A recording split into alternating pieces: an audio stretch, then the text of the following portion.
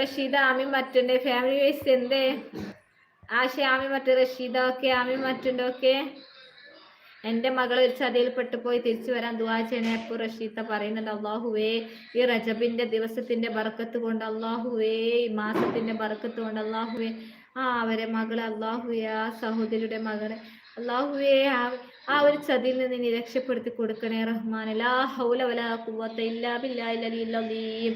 ലാ ഹൗല വലാ ഖുവത ഇല്ലാ ബില്ലാഹിൽ അലിയിൽ അലീം.